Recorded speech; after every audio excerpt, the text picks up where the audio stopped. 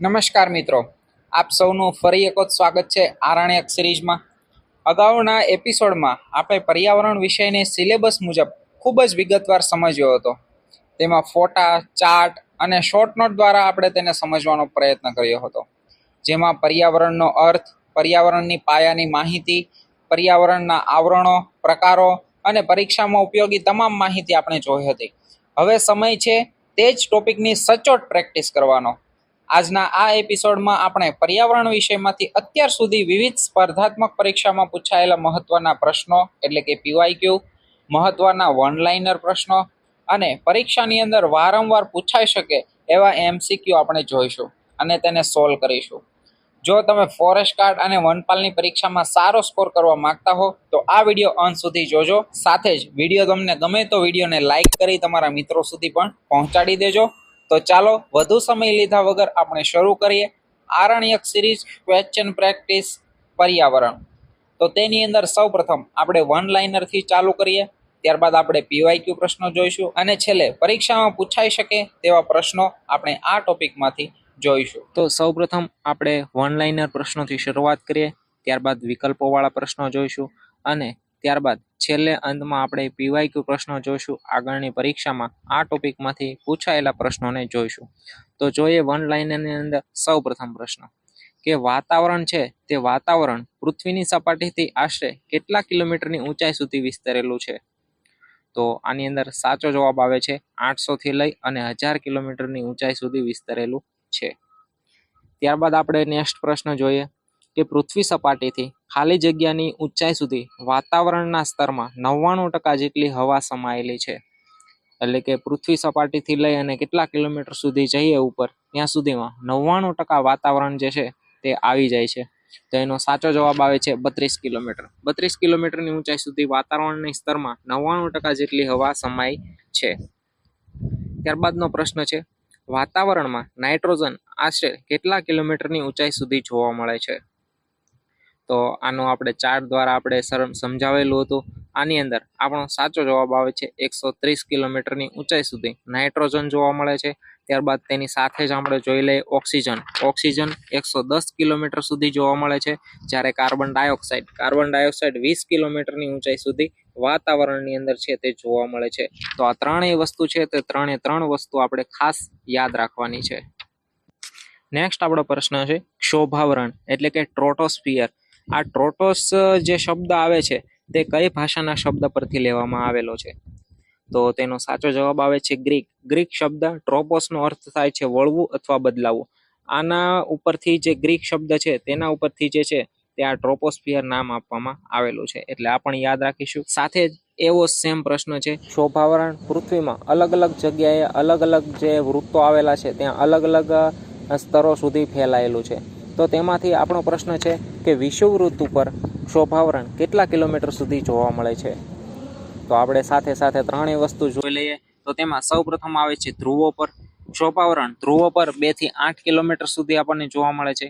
વિષુવવૃત્ત ઉપર 16 કિલોમીટર સુધી જોવા મળે છે, જ્યારે સમશીતોષ્ણ પ્રદેશ પર 12 કિલોમીટર સુધી ફેલાયેલું ક્ષોભાવરણ આપણને જોવા મળે છે.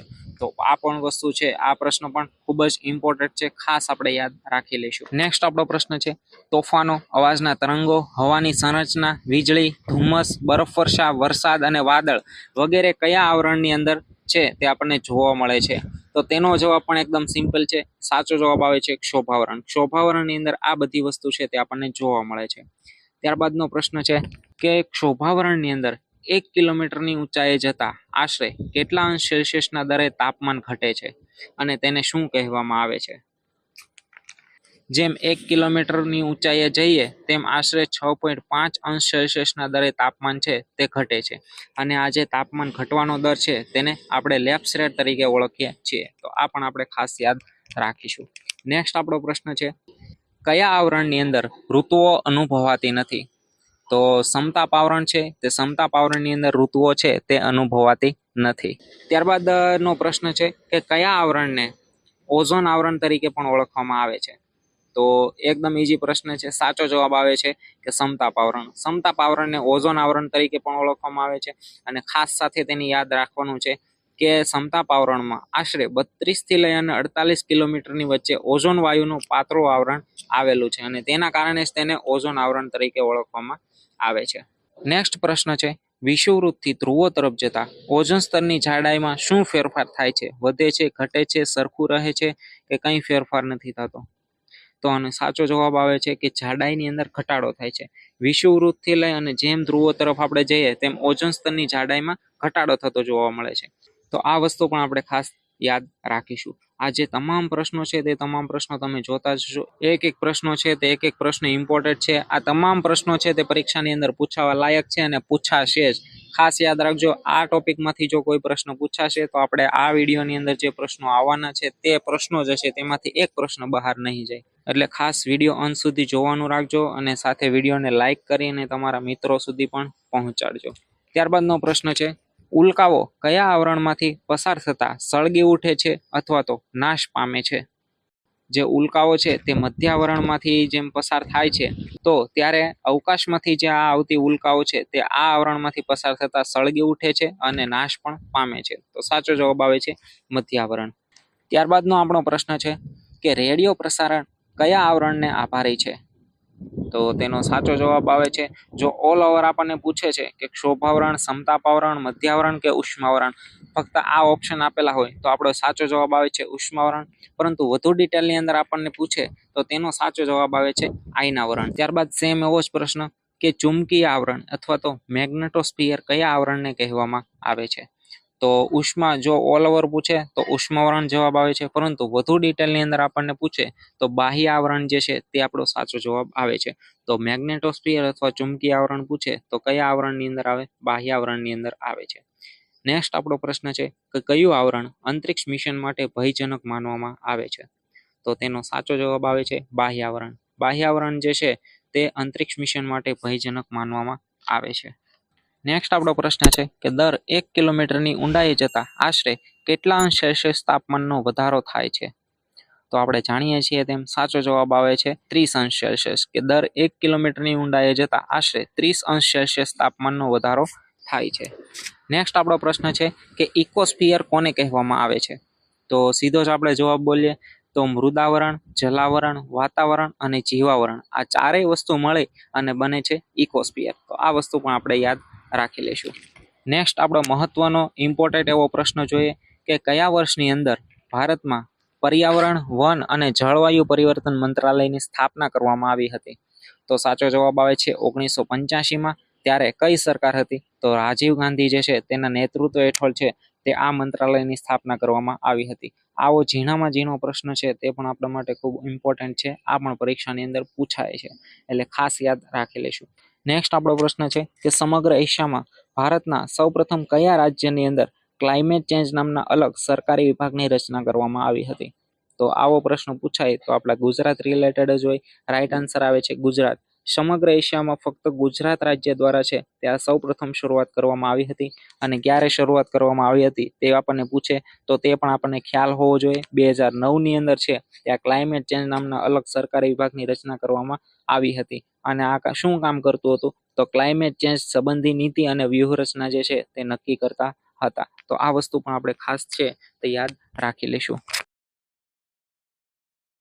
તો સૌપ્રથમ આપણો પ્રશ્ન છે સ્થળાવરણ એટલે કે લિથોસ્ફિયર મહત્વપૂર્ણ છે, કારણ કે તો નીચે આપણને ઓપ્શન આપેલા છે. એ શ્વસન માટે વાયુઓ પ્રદાન કરે છે, પૃથ્વીની નક્કર સપાટી બનાવે છે અને જીવનને ટેકો આપે છે. સી ઓપ્શન છે તમામ જળાશયોને સમાવે છે. અને ઓપ્શન ડી છે જ્યાં સુધી સૌથી વધુ જૈવિક પ્રવૃત્તિ થાય છે. અને ઓપ્શન ડી છે જ્યાં સૌથી વધુ જૈવિક પ્રવૃત્તિ થાય છે. તો આમાંથી આપણો કયો સાચો જવાબ આવી શકે છે? આના વિશે તમામ ડિટેલ આપણે આગળના વિડીયોની અંદર જોઈ હતી. તો અહીં આપણો રાઈટ આન્સર આવે છે ઓપ્શન બી, પૃથ્વીની નક્કર સપાટી બનાવે છે અને જીવનને ટેકો આપે છે. સ્થળાવરણ લિથોસ્ફિયર એટલે આપણું મૃદાવરણ થયું. નેક્સ્ટ આપણો બીજો પ્રશ્ન છે વાતાવરણની મુખ્ય ભૂમિકા છે. તો આ પણ પ્રશ્ન છે તે ફોરેસ્ટ ગાર્ડની અંદર જે લાસ્ટ ભરતી લેવાયેલ હતી તેની અંદર આપણને આ પ્રશ્ન પૂછાયો હતો. નીચે આપણને વિધાન આપેલ છે. છોડ માટે પોષક તત્વો પૂરા પાડવા. બીજું વિધાન છે હાનિકારક કિરણોત્સર્ગથી બચાવવું. ત્રીજું વિધાન છે આબોહવા અને તાપમાનનું નિયમન કરવું. તો આમાંથી કયા કયા વિધાનો સાચા છે? વાતાવરણની મુખ્ય ભૂમિકા કઈ કઈ છે? તો આમાંથી આપણો સાચો જવાબ આવે છે ઓપ્શન સી. જે આપણને વિધાનોની અંદર 3 ભૂમિકા આપેલી છે, તે 3 ભૂમિકા છે તે વાતાવરણની મુખ્ય ભૂમિકાઓ છે, જે આપણે વાતાવરણ ટોપિક હતો તેની અંદર આપણે જોયું હતું. નેક્સ્ટ ત્રીજો પ્રશ્ન જોઈએ. હાનિકારક યુવી કિરણોત્સર્ગથી જીવનને બચાવવા માટે ઓઝોન સ્તર ખૂબ મહત્વનું છે. એ પર્યાવરણના કયા ઘટકમાં રહે છે? આ પણ ફોરેસ્ટ ગાર્ડની અંદર પ્રશ્ન પૂછાયો હતો. ઓપ્શન આપેલા છે ઉષ્માવરણ, સમતાપાવરણ, ક્ષોભાવરણ કે મધ્યાવરણ. આપણે વિડીયોની અંદર હાઇલાઇટ કરી અને 2 થી 3 વખત આ પ્રશ્ન સમજાવેલો હતો. તો એકદમ ઈઝી પ્રશ્ન છે. સાચો જવાબ આવે છે ઓપ્શન બી, સમતાપાવરણ. ચોથો પ્રશ્ન છે પર્વતની ટોચ હટાવતા ખાણકામની પ્રક્રિયા પર્યાવરણને આમ કરીને નોંધપાત્ર રીતે અસર કરે છે. કઈ રીતના? નીચે ઓપ્શન આપેલા છે. વન આવરણનો નાશ, જળ પ્રદૂષણમાં ઘટાડો, જમીનની ગુણવત્તામાં સુધારો કે પર્વતની ઊંચાઈમાં વધારો. તો એકદમ ઈઝી પ્રશ્ન છે. અહીં આપણો સાચો જવાબ આવે છે ઓપ્શન એ, કે વન આવરણનો નાશ કરે છે ખાણકામ એટલે કે ખાણ ખનિજ વિભાગ કામ જે આવે છે તેમાં. નેક્સ્ટ આપણો 5મો પ્રશ્ન છે નીચેનામાંથી કયું એક જીવાવરણનું કાર્ય નથી? ઓપ્શન એ છે પોષક તત્વોનું પુનઃચક્રીયકરણ, ઓપ્શન બી છે આબોહવા નિયમન, ઓપ્શન સી છે તમામ પ્રકારની ઉર્જાનું ઉત્પાદન અને ઓપ્શન ડી છે પર્યાવરણીય સંતુલન જાળવણી.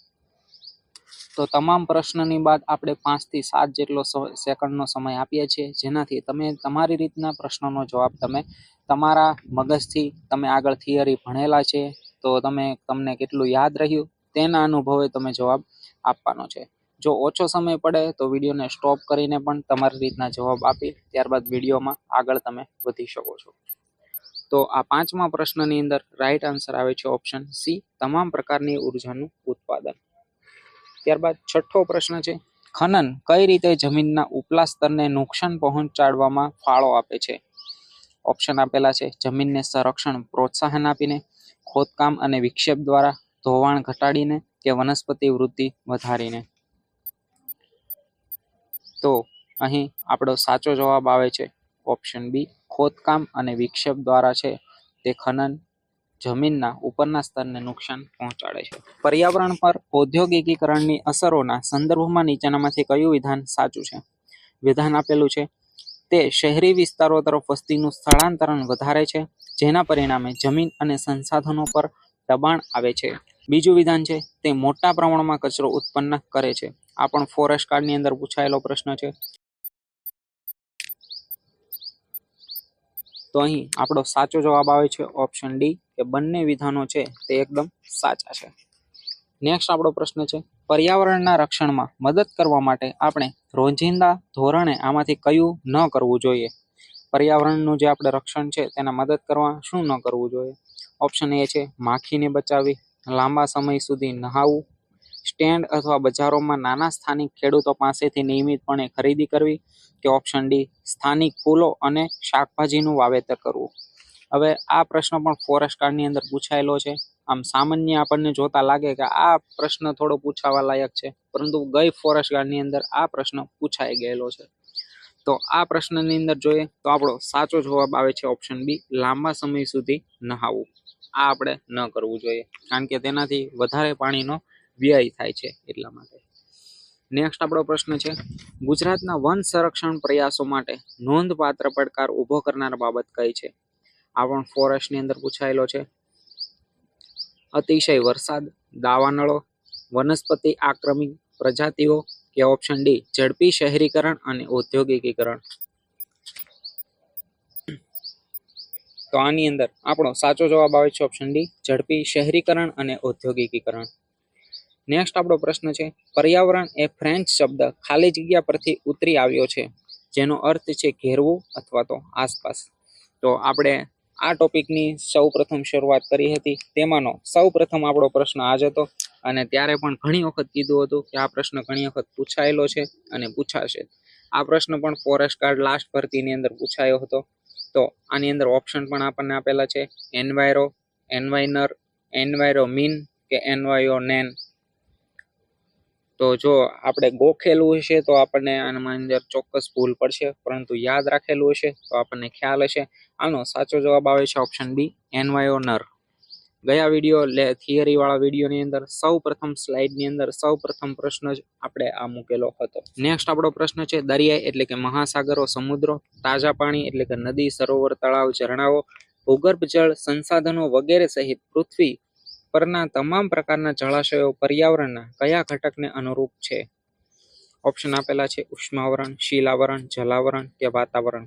આવા એકદમ ઈઝી પ્રશ્નો ફોરેસ્ટની અંદર લાસ્ટ ભરતીની અંદર પૂછાયેલા હતા. રાઈટ આન્સર આવે છે ઓપ્શન સી, જલાવરણ. ત્યારબાદનો પ્રશ્ન છે, વાતાવરણમાં કયો વાયુ અધિક માત્રામાં હાજર હોય છે? નાઇટ્રોજન, કાર્બન ડાયોક્સાઇડ, ઓક્સિજન કે નિયોન? તો આમાંથી આપણો સાચો જવાબ કયો આવે છે? આ પણ એકદમ આપણે સરળતાથી યાદ રખાવેલું હતું, ચાર્ટ દ્વારા છે ત્યાં તેને આપણે ડ્રો કરેલું હતું, બતાવેલું હતું. આની અંદર સાચો જવાબ આવે છે ઓપ્શન એ, નાઇટ્રોજન. તો આની અંદર તમારે આ પ્રશ્નની અંદર કોમેન્ટ કરવાની છે. તો નાઇટ્રોજન અને તેની સાથે તેની ટકાવારી લખી અને નીચે કોમેન્ટની અંદર જવાબ આપી દેજો. નેક્સ્ટ આપણો પ્રશ્ન છે, જ્યાં જીવન અસ્તિત્વ ધરાવે છે તે પ્રદેશ ખાલી જગ્યા છે. આઇનોસ્ફિયર, સમતાપ આવરણ, વાતાવરણ કે જીવાવરણ? તો આ પણ ઈઝી પ્રશ્ન છે. રાઈટ આન્સર આવે છે ઓપ્શન ડી, જીવાવરણ. પછીનો પ્રશ્ન છે, ઓઝોન સ્તર પૃથ્વીની સપાટીથી કેટલા અંતરે આવેલું છે? આ પણ એક ટેકનિકલ પ્રશ્ન ગણી શકાય. ફોરેસ્ટ લાસ્ટ ભરતીની અંદર પ્રશ્ન આપણે પૂછાયો હતો અને તેની અંદર આપણને જવાબ શું આપેલો હતો? નીચે ઓપ્શન આપેલા છે, 10 થી 50 કિલોમીટર, 100 થી 200 કિલોમીટર, 200 થી 300 કિલોમીટર કે 1 થી 5 કિલોમીટર. તો આની અંદર આપણને સાચો જવાબ આપેલો હતો 10 થી 50 કિલોમીટર. આમ એવરેજ જોઈએ તો થિયરીની અંદર કંઈક અલગ આપેલું હતું, પરંતુ આમાં તેની નજીકનો એકદમ આન્સર જોઈએ તો નજીકનો જવાબ આવે છે ઓપ્શન એ, 10 થી 50 કિલોમીટર. નેક્સ્ટ આપણો પ્રશ્ન જોઈએ, પૃથ્વીના વાતાવરણના નીચેનામાંથી કયું સ્તર રેડિયો સંચાર શક્ય બનાવે છે? નીચે ઓપ્શન આપેલા છે, આયનાવરણ, વિષમતાપ આવરણ, ઉષ્માવરણ કે સમતાપ આવરણ? તો અહીં આપણો સાચો જવાબ આવે છે ઓપ્શન એ, આયનાવરણ. આયનાવરણ છે તે રેડિયો સંચાર શક્ય બનાવે છે. નેક્સ્ટ આપણો પ્રશ્ન છે, શહેરો અને ઉદ્યોગોના વિસ્તરણને કારણે કયું પરિબળ ઘણીવાર પ્રદૂષણ, વસાહતોના વિનાશ અને હરિયાળીવાળી જગ્યાઓની હાનિ તરફ દોરી જાય છે? નીચે આપણને ઓપ્શન આપેલા છે, વસ્તી નિયંત્રણ, ટકાઉ વિકાસ, સંરક્ષણના પ્રયાસો કે ઝડપી શહેરી અને ઔદ્યોગિક વિકાસ? તો અહીં આપણો સાચો જવાબ આવે છે ઓપ્શન ડી, ઝડપી શહેરી અને ઔદ્યોગિક વિકાસ. નેક્સ્ટ આપણો પ્રશ્ન છે, ભારતમાં પર્યાવરણીય અધપતનના મુખ્ય કારણોમાંનું એક ખાલી જગ્યા હોઈ શકે છે જે કુદરતી સંસાધનો અને પર્યાવરણને પ્રતિકૂળ અસર કરે છે? તો નીચે ઓપ્શન આપેલા છે, કુદરતી રહેઠાણોની જાળવણી, વનસ્પતિનો ઝડપી વિકાસ, કૃષિની તીવ્રતા કે ઓપ્શન ડી, ઔદ્યોગિકીકરણ? તો અહીં આપણો સાચો જવાબ આવે છે ઓપ્શન બી, વસ્તીનો ઝડપી વિકાસ. નેક્સ્ટ આપણો પ્રશ્ન છે, વાતાવરણના નીચલા ભાગમાં વાયુઓનું સાપેક્ષ પ્રમાણ સંદર્ભમાં નીચેનામાંથી કયા વાયુ સૌથી ઓછું પ્રમાણ ધરાવે છે? તો ઓપ્શન આપેલા છે, હાઇડ્રોજન, આર્ગન, હિલિયમ કે ઓક્સિજન? તો આપણે જાણીએ છીએ એકદમ ઈઝી પ્રશ્ન છે. રાઈટ આન્સર આવે છે ઓપ્શન એ, હાઇડ્રોજન જે છે તે સૌથી ઓછું પ્રમાણ જે છે તે ધરાવે છે. સાથે જ જો વિડીયો તમને ગમે તો વિડીયોને લાઇક કરી તમારા મિત્રો સુધી પણ પહોંચાડી દેજો. આગળનો જે આપણે ટોપિક જોયેલો છે તેમાંથી તમામ પ્રશ્નો જે છે તે આપણે આ વિડીયોની અંદર જે છે તેનો સમાવેશ કરી લીધો છે. એટલે વિડીયોને લાઇક કરી દેજો, સાથે તમારા મિત્રોને પણ શેર કરી દેજો. અને જે મિત્રો ફોરેસ્ટ ગાર્ડ વનપાલની તૈયારી કરવા માંગે છે તેને પણ આ વિડીયો છે, આ સિરીઝ છે તેને શેર કરી દેજો. અને સાથે તમે પણ ફોરેસ્ટ ગાર્ડ વનપાલનું સપનું તમારું પૂર્ણ કરવા માંગતા હોય તો આ સિરીઝના અંત સુધી તમે જોડાઈ રહેજો. અને સાથે ટૂંક સમયમાં આપણે ફક્ત ને ફક્ત પીવાયક્યુ એટલે કે ગમે તે પરીક્ષા હોય, જીપીએસસીની હોય કે ગૌણ સેવાની હોય કે પંચાયત બોર્ડની હોય, કોઈ પણ પરીક્ષાની અંદર પર્યાવરણમાંથી જે કંઈ પ્રશ્નો પૂછાયેલા છે તે પ્રશ્નો લઈ અને આપણે જે છે તે એક અલગ સ્પેશિયલ સિરીઝ ચાલુ કરવાના છે ટૂંક સમયની અંદર. તો તેની અંદર પણ તમે જોડાવાનું ભૂલતા નહીં. ટૂંકમાં તમારે ફોરેસ્ટ ગાર્ડ વનપાલ બનવું છે તો આપણી ચેનલને સબસ્ક્રાઇબ કરી લેજો. આશા છે તમે વિડીયોને લાઇક કરી જ દીધો હશે. ચાલો તો આગળ આપણે વધીએ. નેક્સ્ટ આપણો પ્રશ્ન છે, નીચેનામાંથી કયું માનવ રચિત પર્યાવરણનું ઉદાહરણ છે? ઉદ્યાનો, ઓપ્શન બી વૃક્ષારોપણ? તો આમાંથી કયું છે ઓપ્શન આપણને આપેલા છે ફક્ત એક, ફક્ત બે, બંને કે બંનેમાંથી એક પણ નહીં. તો આપણે જાણીએ છીએ તેમ સાચો જવાબ આવે છે ઓપ્શન બી. બંને જે છે તે માનવ રચિત પર્યાવરણનું ઉદાહરણ છે, કારણ કે ઉદ્યાનો પણ આપણે બનાવેલા છે અને વૃક્ષારોપણ પણ આપણે આપણા હાથે કરીએ છીએ. એટલે રાઈટ આન્સર આવે છે ઓપ્શન બી. નેક્સ્ટ પ્રશ્ન છે, ખાલી જગ્યા એ કાર્બનનો વિશ્વનો સૌથી મોટો ભંડાર છે જે વૈશ્વિક તાપમાન જાળવવા માટે મહત્વપૂર્ણ છે. તેમાંથી ઓપ્શન આપેલા છે વાદળો, માટી, વૃક્ષો કે ઓપ્શન ડી જળાશયો. તો અહીં આપણો સાચો જવાબ આવે છે ઓપ્શન સી વૃક્ષો. વૃક્ષો એ કાર્બનનો વિશ્વનો સૌથી મોટો ભંડાર છે જે વૈશ્વિક તાપમાન જાળવવા માટે મહત્વપૂર્ણ છે. આ પ્રશ્ન પણ ફોરેસ્ટ ગાર્ડ લાસ્ટ પરીક્ષાની અંદર પૂછાયો હતો. નેક્સ્ટ આપણો પ્રશ્ન છે, વૃક્ષો કાપવા માટેનું મુખ્ય કારણ ખાલી જગ્યા છે બળતણ, લાકડું, ખેતીની જમીન કે કાગળ. તો અહીં સાચો જવાબ અહીં આપણને આપવામાં આવેલો છે ઓપ્શન સી ખેતીની જમીન. નેક્સ્ટ આપણો પ્રશ્ન છે, ધ્રુવીય જ્યોતિ અને ઉપગ્રહો પૃથ્વીના વાતાવરણના નીચેનામાંથી કયા સ્તરમાં જોવા મળે છે? તો ઓપ્શન આપણને આપેલા છે બાહ્ય વાયુ આવરણ એટલે કે બાહ્ય આવરણ, આયનાવરણ, મધ્યાવરણ કે સમતાપ આવરણ. તો ધ્રુવીય જ્યોતિ આપણને જોવા મળે છે બાહ્યાવરણની અંદર. આપણે આગળ જે વિડીયો જોયો હતો તેની અંદર આપણે સ્પષ્ટપણે સમજાવેલું હતું. ફોટો, વિડીયો, આઇકન દ્વારા પણ તેની અંદર સ્પષ્ટ માહિતી આપેલી હતી. એટલે અહીં આપણો રાઈટ આન્સર આવે છે ઓપ્શન એ બાહ્યાવરણ. નેક્સ્ટ આપણો પ્રશ્ન છે, નીચેનામાંથી કયું પર્યાવરણ માનવ સર્જિત છે? ઉદ્યોગો, રણ, પર્વત કે નદી? તો આની અંદર વિચારવાની જરૂર જ નથી. રાઈટ આન્સર આવે છે ઓપ્શન એ કે ઉદ્યોગો. પછીનો પ્રશ્ન છે, નીચેનામાંથી કયું જૈવિક સંસાધનોનો વધુ પડતા શોષણનું પરિણામ છે? ઓપ્શન આપેલા છે વનનાશ, બીજું વિધાન છે રણ પ્રદેશીકરણ. તો બંને વિધાનોમાંથી કયું વધુ પડતા શોષણનું પરિણામ આપણને જોવા મળે છે? તો આ પણ એકદમ ઈઝી પ્રશ્ન આપણો આવે છે. રાઈટ આન્સર આવે છે ઓપ્શન બી કે વનનાશ અને રણ પ્રદેશીકરણ આ બંને જૈવિક સંસાધનોનું વધુ પડતા શોષણનું પરિણામ છે. નેક્સ્ટ આપણો પ્રશ્ન છે, વાતાવરણમાં કુદરતી સંતુલન માટે કાર્બન ડાયોક્સાઇડનું નીચેનામાંથી કયું ઇષ્ટતમ પ્રમાણ માનવામાં આવે છે? એટલે કે તેની ટકાવારી કેટલી છે? આ પણ આપણે વિડીયોની અંદર સ્પષ્ટ જણાવેલું હતું ચાર્ટ દ્વારા. અહીં ઓપ્શન આપેલા છે 0.03%, 0.3%, 0.09% કે 0.9%.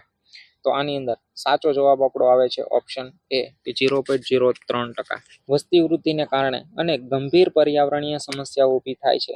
તો નીચેનામાંથી કઈ વસ્તી વૃદ્ધિની સમસ્યા નથી? જો આપણે આ ખાસ ધ્યાનમાં રાખવાનું છે કે અંતમાં શું લખેલું છે લખેલું છે કે નથી લખેલું. તો અહીં નથી લખેલું છે તે અનુસાર આપણે ઓપ્શન જોઈએ. જમીન દબાણ, રણીકરણ, માનવ સંસાધનમાં વધારો કે જૈવ વિવિધતાનો ક્ષય. તો અહીં આપણો સાચો જવાબ આવે છે ઓપ્શન સી માનવ સંસાધનમાં વધારો. પછીનો પ્રશ્ન છે, નીચેનામાંથી કયો પર્યાવરણનો અજૈવિક ઘટક છે? ઓપ્શન આપેલા છે ફૂગ, બેક્ટેરિયા, પ્રાણીઓ કે સૂર્યપ્રકાશ. તો આપણો સાચો જવાબ આવે છે ઓપ્શન ડી સૂર્યપ્રકાશ. આ આપણો જે અજૈવિક ઘટક છે. અજૈવિક ઘટકોનો જ્યારે ટોપિક આવ્યો હતો તેની અંદર આપણે બધા જે છે તે ઘટકો આપણે દર્શાવેલા હતા કે આમાંથી જૈવિક ઘટક કયો છે અને અજૈવિક ઘટકની અંદર કોનો કોનો સમાવેશ થાય છે. જો તે વિડીયો ન જોયો તો તે આગળના વિડીયો પણ ખાસ જોઈ લેજો. સિરીઝની અંદર તમે છે તે શરૂઆતથી જ જોડાઈ જજો. નેક્સ્ટ પ્રશ્ન છે, વૈશ્વિક ધોરણે માનવના સામાજિક મૂળમાં ઝડપી અને ઐતિહાસિક પરિવર્તન આવે જેના દ્વારા ગ્રામીણ સંસ્કૃતિના સ્થાને ઝડપથી મુખ્યત્વે શહેરી સંસ્કૃતિ આવે તેને ખાલી જગ્યા તરીકે ઓળખવામાં આવે છે. ક્રાંતિ, ખાનગીકરણ, ઔદ્યોગિકીકરણ કે શહેરીકરણ.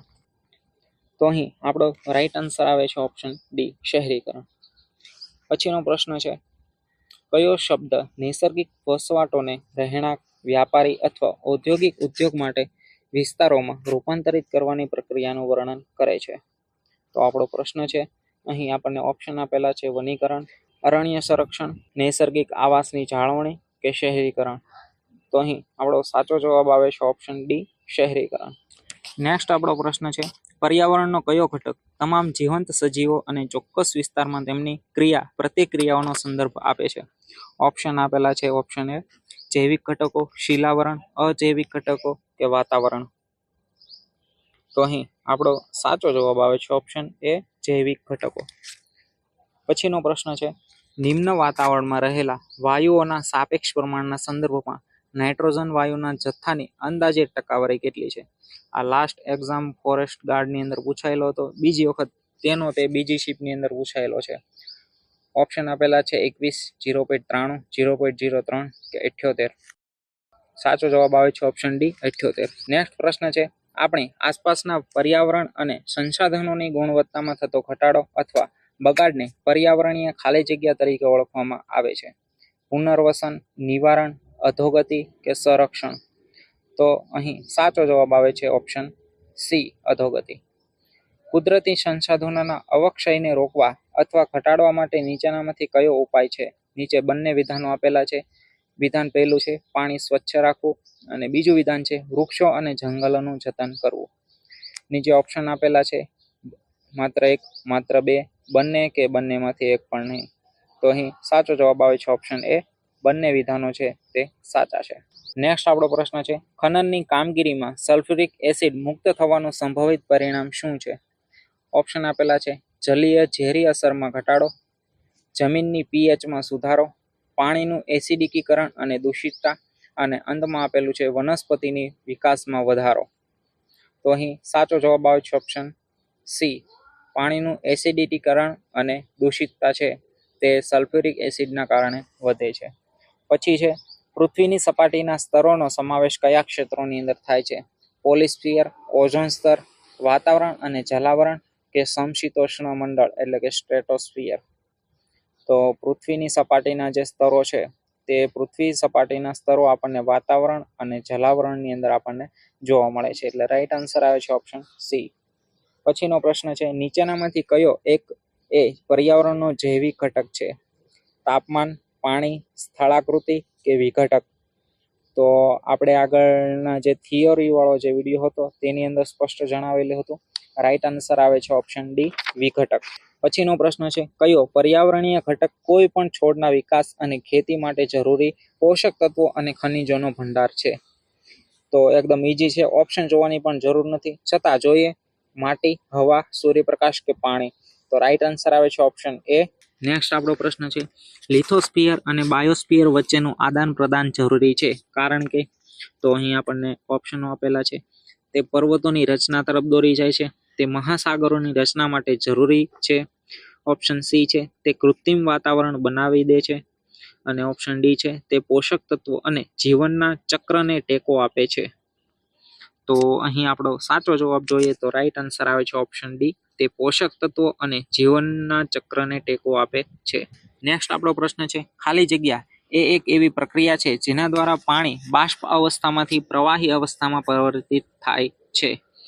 તો ઓપ્શન આપેલા છે ઉર્ધ્વીકરણ, સંક્ષેપણ, નિક્ષેપણ કે બાષ્પીભવન? તો અહીં આપણો સાચો જવાબ આપવામાં આવેલો છે ઓપ્શન બી સંક્ષેપણ.